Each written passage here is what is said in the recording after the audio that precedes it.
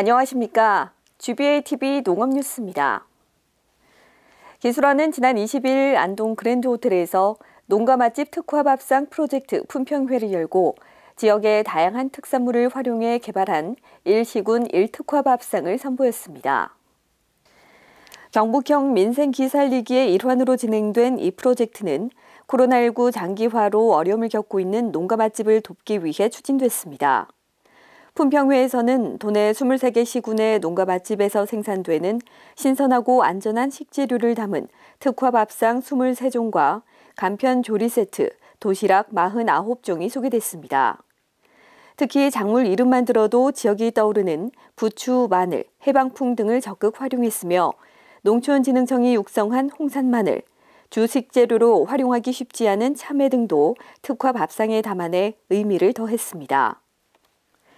또 특화밥상 개발 스토리와 고향의 정취를 느낄 수 있는 농가 맛집 이야기를 수록한 책자 한상에 차려 담다도 함께 전시해 도내 각 지역의 특화밥상 맛집을 찾아 떠날 수 있는 재미도 제공했습니다.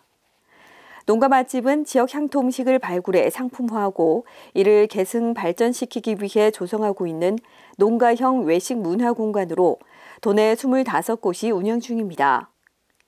그러나 코로나19 확산으로 70% 이상의 농가 맛집이 영업을 중단했고 매출도 55% 이상 급감하는 등 큰 타격을 받았습니다. 이철우 도지사는 우리 선조들은 제철 음식을 통해 건강함을 챙겼듯이 경북을 대표하는 제철 농산물로 만든 특화밥상을 현지에서 맛보고 경험하기를 바라며 농촌 관광과 연계돼 찾아오는 경북, 머무르는 경북이 되길 기대한다고 말했습니다. 기술원 유기농업연구소는 지난 20일 에코바이오홀딩스, 예원바이오팜과 병방제와 비료용으로 활용 가능성이 높은 바이오황을 이용한 친환경 유기농 자재 개발 업무 협약을 체결했습니다. 유기재배농가는 농약을 사용하지 못하기 때문에 식물 추출물 등의 친환경 유기농 자재를 사용하고 있는데 친환경 유기농 자재는 농약과 비교해 병해충 방제 효과가 60%밖에 되지 않습니다. 따라서 다양한 용도로 활용할 수 있는 친환경 유기농 자재의 개발이 매우 필요합니다. 에코바이오홀딩스에서 개발한 바이오황은 황화수소를 미생물 공정으로 전환해 생산하기 때문에 친환경적이지만 밑거름으로 사용하기 위해서는 입재화 과정이 필요합니다. 또 더 뛰어난 병해충 방제 효과를 위해 다른 자재와 혼합했을 때 활용성 여부 등의 연구도 필요합니다.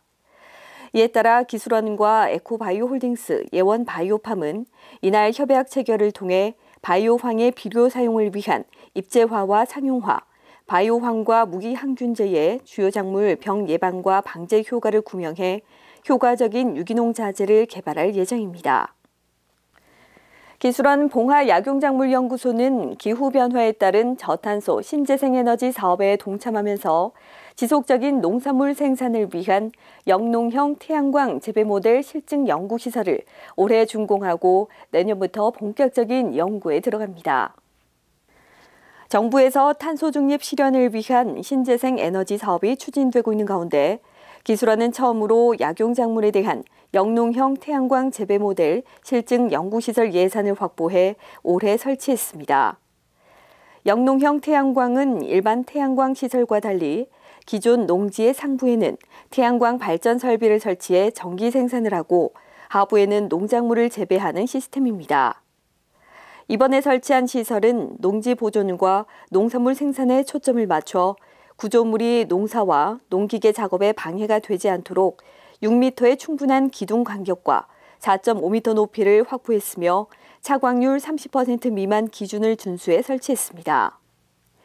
따라서 봉하약용작물연구소는 내년부터 태양광 시스템과 ICT 스마트 영농 기술을 접목해 약용작물의 안정 생산 기술을 개발할 계획입니다. 또 영농형 태양광에 적합한 작목을 발굴하고 재배기술 개발 연구를 추진하며 환경 모니터링 센스 등 ICT 장비를 활용해 생산성과 품질을 높일 수 있는 재배 모델을 구축할 계획입니다. 다음은 농업기술원의 간추린 뉴스입니다. 기술원과 사과 수출 농업기술지원단은 경북 통상을 통해 예천군에서 생산한 피크닉 사과를 싱가포르로 올해 첫 수출했습니다. 피크닉 사과는 농촌진흥청에서 육성하고 예천군에서 집중적으로 재배를 하고 있는데 현재 5헥타르 65농가가 참여하고 있습니다. 기술원은 올해 농촌진흥사업 성과 공유대회에서 과수화상병의 확산 방지, 코로나19 대응 비대면 농촌 지도사업 추진, 청년 농업인 스마트팜 창업 보육 등 농업 현장의 다양한 문제 해결과 진흥사업 발전에 기여한 점을 인정받아 우수기관상을 수상했습니다. 강소농 민간전문가 성과보고회가 지난 24일 회의실에서 열려 올해 활동 성과를 공유하고 발전 방향을 논의했으며 현장 컨설팅 유공 표창을 수여했습니다. 풍기인삼연구소는 지난 21일 풍기인삼농협, 인삼재배 농가와 함께 동계 포장 관리 지도와 코로나 시대 인삼 소비 증대 방안을 협의했습니다.